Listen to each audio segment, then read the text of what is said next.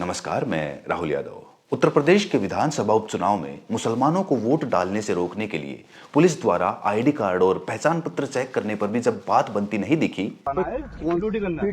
क्यों बैठे अंदर? ड्यूटी करना है, पर्ची चेक करना है, बताना है कि इधर जाओ इधर। जब ये परेशान हो रहे हैं, परेशान कौन हो रहा है? कौन ये खुद बुझ लेगा अंदर, महिला ये तो खुद ही बुझ लेगा अंदर। अब कौन से बूथ में जाए साहब? एकदम अंदर कोई भी बुझ लेगा ना, हैं? कोई भी बुझ लेगा। तो ये भीड़ लगी ना अंदर। भीड़ लगने से मतलब थोड़ी है कोई। और आपका आईडी अधिकार चेक करने का, चेक करने के लिए खड़ा है, ये बता दो मुझे बस। चलो ठीक है, तो जान लेंगे आप जैसा। ये कहते हैं आधा घंटा सुनो, उसके बाद तुम्हें ये सिस्टम बना बताओ ना। ये ठीक है, तो जाने या फिर आप ही वोट डलवा लो, बात खत्म। तो नहीं जाने ना आप ही वोट डलवा लो ना। नहीं, इन लोगों की हो रही है यार भाई क्या हो रही है? सुविधा सुविधा हो रही है। अब सुविधा कराना चाह रही है पब्लिक आपसे। नहीं कराना आपका ड्यूटी ये है कि जाने सबको ऐसे ही। अच्छा, ड्यूटी चेक कर भेजोगे तो फिर चेक करो आईडी इनकी, चेक करो चेक आप पकड़ो से, इसे पकड़ो। क्यों पकड़ो ना साहब? आप पकड़ो ना। अभी तो पकड़ रहे थे ना, क्यों ना पकड़े? अभी तो चेक कर रहे थे ना करो चेक करो। लिखित में दो चेक कर कि पुलिस चेक करी। साफ साफ लिख के दिया है चुनाव आयोग ने, पुलिस चेक नहीं करेगी। मुझे लिख के दो ना, पुलिस चेक करेगी। आईडी वापसी कर रहे हैं, बोले इस तरह चुनाव ही मत कराओ ना, खत्म ही करा दो। जब बीजेपी को जितवाना हो तो काम ही खत्म कराओ। तो फिर बैरिकेडिंग का सहारा लिया गया। अधिकार कैसे है? क्या क्वेश्चन का मतलब है? आप पर्ची चेक करने, आपका अधिकारी नहीं है, आपको किसी अधिकार पर्ची चेक करने का बताइए।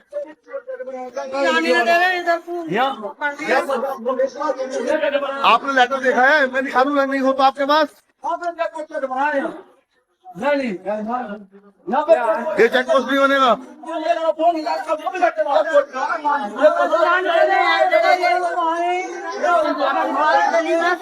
अभी होगी बात।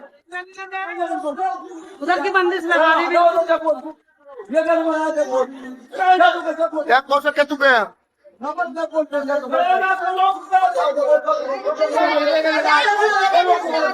क्या नहीं जाने दे रहे?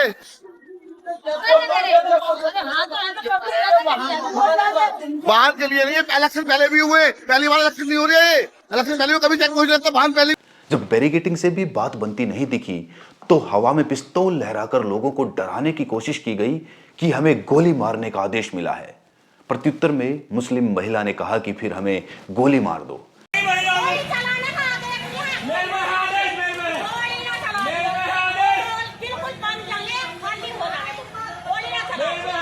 यही तो मारने के हैं आदेश, यही तो मारने का आदेश है, यही तो मारने का आदेश है। चलो चलो देखिए, 20 नवंबर को उत्तर प्रदेश, महाराष्ट्र और झारखंड में उपचुनाव हुए हैं और वहां से जो तस्वीरें निकल कर आ रही हैं, वहां से यही प्रतीत होता है कि प्रशासन खुद मुसलमानों को उनके वोट से वंचित रख देना चाहता है। लेकिन यहां पर सबसे बड़ा सवाल यह है कि ये कोई बहुत बड़ा चुनाव तो है नहीं, महज 9 विधानसभा सीटों पर उपचुनाव हो रहे हैं और इसको लेकर इतनी सारी तैयारियां, इतना सारा दबाव आखिर क्यों? तो देखिए, इसके लिए सबसे पहले आपको यह समझना पड़ेगा कि जब लोकसभा चुनाव हुए थे तो उत्तर प्रदेश के अंदर बीजेपी समाजवादी पार्टी से पिछड़ गई थी, जिसका खामियाजा भुगतना पड़ा था अमित शाह को, क्योंकि योगी आदित्यनाथ ने अपना पल्ला यह कहकर झाड़ लिया था कि मेरी कोई तैयारी, मेरी कोई भी बात इस चुनाव में मानी नहीं गई थी। सारी तैयारियां अमित शाह जी ने की थी।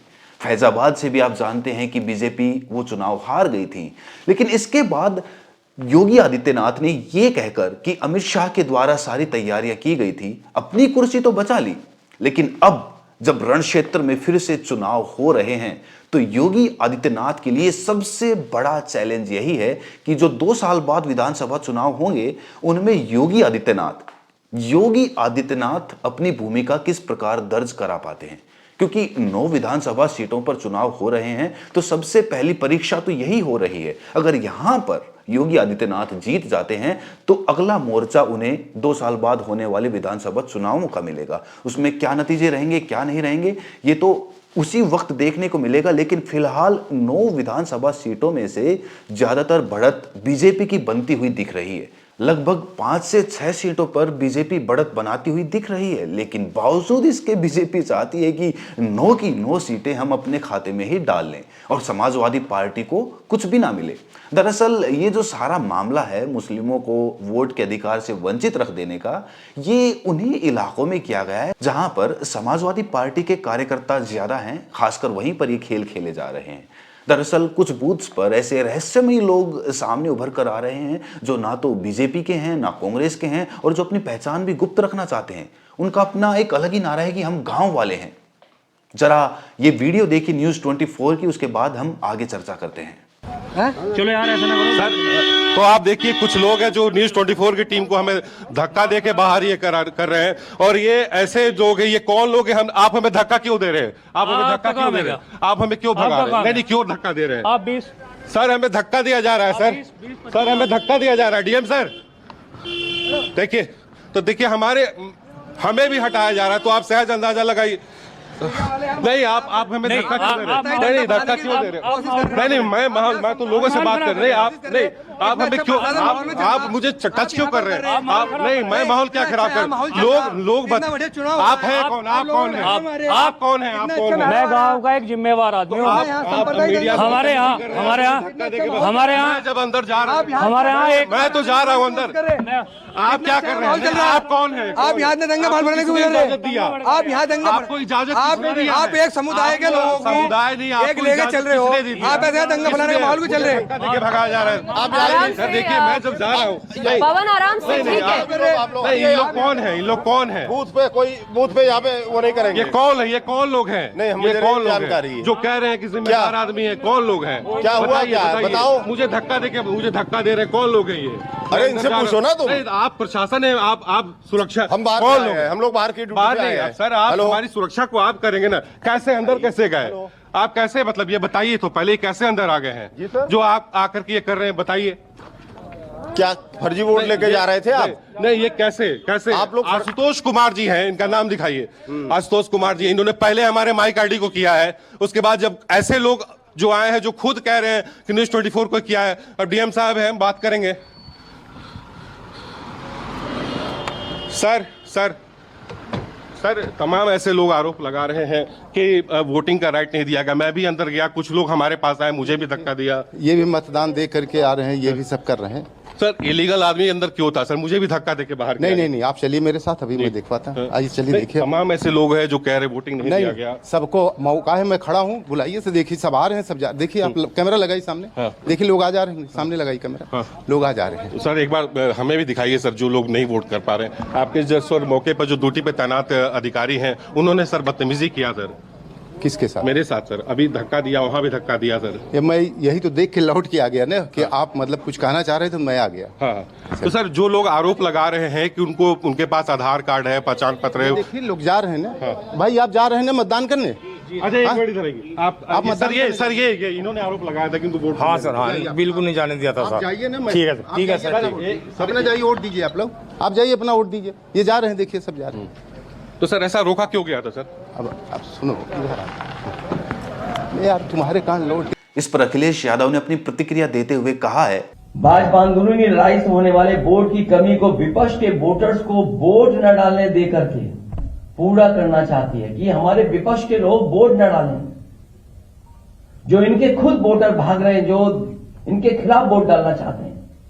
इसीलिए आप जहां कहीं भी देखेंगे पुलिस रोक रही है, वहां बड़े पैमाने पर समाजवादी वोटर्स हैं जो इनके अपने वोटर नहीं निकल रहे हैं, जिसकी वजह से हार रहे हैं। तो उसकी कमी पूरी करने के लिए समाजवादी पार्टी के वोटर्स को भी वोट डालने नहीं दे रहे हैं। अब ऐसा नहीं है कि मुश्किलें सिर्फ उत्तर प्रदेश में हों। महाराष्ट्र में विनोद तावड़े, जो कि बीजेपी के एक वरिष्ठ महासचिव हैं, आरएसएस के बड़े नेता, बीजेपी का राष्ट्रीय अध्यक्ष बनने का ख्वाब भी देख रहे थे। लेकिन उनका वो ख्वाब तब चकनाचूर हो गया जब उनके पास इलेक्शंस के वक्त 5 करोड़ कैश पकड़ा गया। जी हाँ, बहुत बड़ी खबर बनी, हर न्यूज चैनल ने दिखाई और एक तरह से रेड मारी गई उनके होटल पर और वहां पर 5 करोड़ कैश बरामद किया गया। लेकिन मैं यहां पर यही कहता हूं कि कोई बहुत बड़ी खबर नहीं है। इलेक्शन में पैसा बांटना बंटवाना ये हर पार्टी करती है और हम सब जानते हैं। लेकिन यहां पर बड़ी बात इसीलिए है कि विनोद तावड़े जो कि इतने बड़े नेता हैं और बीजेपी की केंद्र में सरकार है, उन्हीं की पुलिस है, बावजूद इसके उनके ऊपर रेड कैसे पड़ी? तो कहीं ना कहीं जो वो राष्ट्रीय अध्यक्ष बनना चाहते थे, ऐसा नहीं है कि उनके ऊपर कोई बहुत बड़ी कार्रवाई होगी या उनको रातों रात जेल भेज दिया जाएगा या फिर उनके घर पर बुलडोजर चला दिया जाएगा, ऐसा कुछ नहीं होने वाला है। सालों साल केस चलेगा, कार्रवाई होगी, कोर्ट कचहरी होगी और उसके बाद कुछ फैसला आएगा।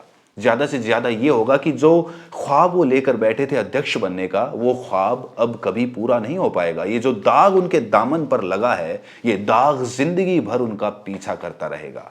ज्यादा से ज्यादा ये होगा। और महाराष्ट्र का चुनाव इसीलिए भी इंपॉर्टेंट हो जाता है क्योंकि महाराष्ट्र में गौतम अडानी के बहुत सारे प्रोजेक्ट्स चल रहे हैं। शिंदे की सरकार है और शिंदे हर एक प्रोजेक्ट अडानी की झोली में डालते जा रहे हैं। अभी धारावी डेवलपमेंट कॉर्पोरेशन का बहुत बड़ा प्रोजेक्ट, अरबों का प्रोजेक्ट है, जिसमें बताया जा रहा है कि 80% स्टेक्स जो हैं वो गौतम अडानी के हैं। कि मोटा मोटा कहा जाए तो जो इसके मालिक हैं, जो इसके कर्ता धर्ता हैं, वो गौतम अडानी हैं।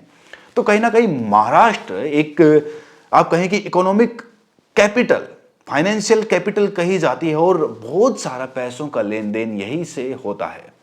लेकिन यहां पर मोदी जी कोई खास रैलियां करने नहीं आए। दूसरी तरफ अमित शाह भी यहां से रातों रात चले जाते हैं, जो अपनी मीटिंग्स होती हैं उनको भी कैंसिल कर देते हैं।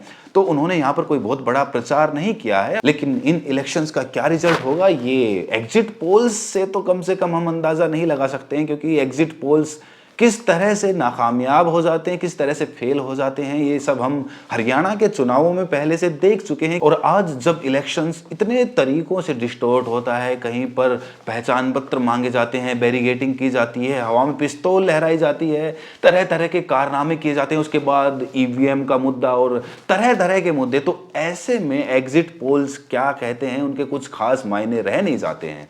लेकिन अगर हम बात करें झारखंड की, तो झारखंड में कांग्रेस ज्यादा प्रचार प्रसार करने पहुंची नहीं।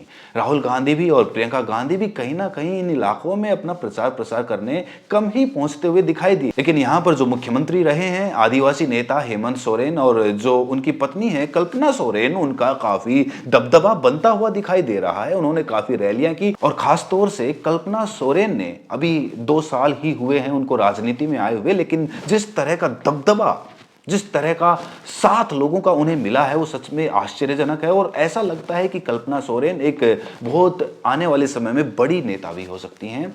लेकिन सबसे बड़ी बात यह है कि बीजेपी भी यहां पर अपना खाता खोलने का हर संभव प्रयास कर रही है आदिवासी बहुल इलाकों में। इसीलिए उन्होंने बाबूलाल मरांडी को तोड़कर अपनी पार्टी में शामिल कर लिया। इसके बाद जो हेमंत सोरेन, जिनको अपना चाचा बोलते थे, चंपई सोरेन, वो भी जाकर बीजेपी में शामिल हो जाते हैं। तो कहीं ना कहीं जो झारखंड है वो एक ऐसा इलाका है जो खनिज पदार्थ यानी कि मिनरल से काफ़ी भरपूर है और कोयले की वहाँ पर काफ़ी सारी खदानें हैं। और आप जानते हैं कि मोदी जी भले ही इस इलेक्शन में कोई प्रचार प्रसार करने या फिर रैली करने नहीं पहुंचे, वो विदेशों की यात्रा पर निकले हुए हैं। और आप जानते हैं कि जिस विदेश में वो जाते हैं वहां पर कुछ ना कुछ गौतम अडानी का जो भी प्रोजेक्ट होता है वो साइन हो जाता है, वो पास हो जाता है।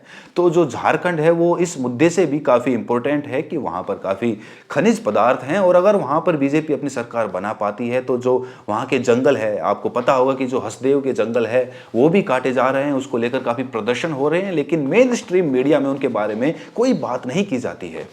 तो इन सभी मुद्दों के साथ इन इलेक्शंस का क्या रिजल्ट होगा, क्या कुछ होगा, सब कुछ हम आपको बताते रहेंगे। तब तक के लिए इस चैनल को सब्सक्राइब करें, नोटिफिकेशन बेल को प्रेस करें। तो मिलते हैं अगली वीडियो में, तब तक के लिए अपना ख्याल रखें।